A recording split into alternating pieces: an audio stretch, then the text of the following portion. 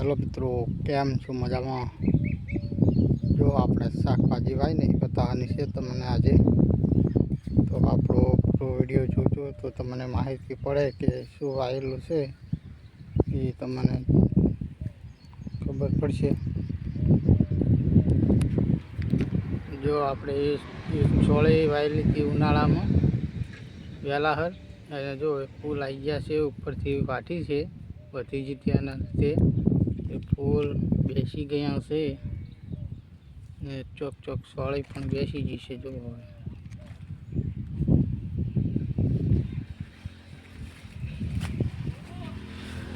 આ ગવાર પણ વહેલા વાવ્યો તો પણ માફક આવ્યું નથી. જો એટલે ફૂલફાલ પણ નથી આવતો ને આવો થઈ ગયો છે.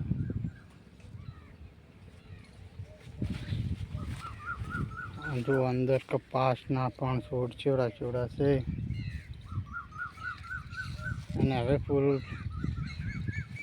ભમર્યું કે ને બેસી ગઈ છે. જો 3-4 ભમર્યું બેઠી છે ને માથે પગ એવડો થઈ ગયો છે. આ એ પણ એવો છોડ છે. જો પણ કાળીંગો પણ આપણે શાક કરી આવી ગયા છે. જુઓ કાકડી છે, કાકડીના પણ હવે ફૂલ બેસી ગયા છે તો કાકડી પણ આવશે. જો આ તરબૂચ છે, તરબૂચ પણ બેસી ગયા છે, ઘણા મોટા જુઓ બે તરબૂચ છે. શું છે તરબૂચ? મસ્ત તરબૂચ થાયરું છે, અસલ તરબૂચ છે. કાકડીનો વેલો પણ અસલ છે. જુઓ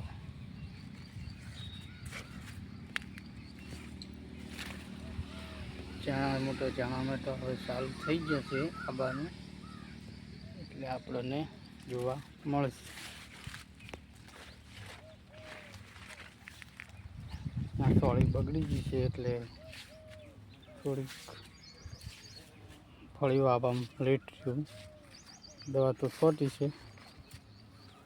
આ ગવાર કપા, આ દેશી ગવાર જો છે ને. આ મિત્રો પહેલાં જે ઉનાળામાં ડંચીએ પાયેલો હતો એ કપાસ છે. આ છે આ દેશી છે. આ કોઈ ચોપડો કે ને એ જશે. જો આપણે નાળિયેર પણ વાવ્યું હતું ને 6 મહિને કમ્પ્લીટ થઈ ગયું હતું. લેબડો છે, ઓબો છે. જો કપાસ પણ અંદર છે,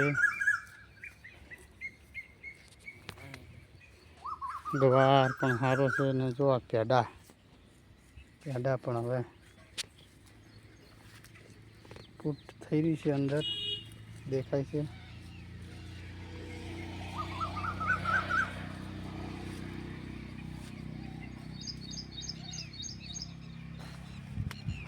આપણું ખેતર છે. કપા, મરચાં, ટોમેટા ને રેગડીઓ પણ વાવેલી છે. પેસા માટે બાજરી પણ વાવેલી છે, મસ્ત દેખાઈ રહી. જુઓ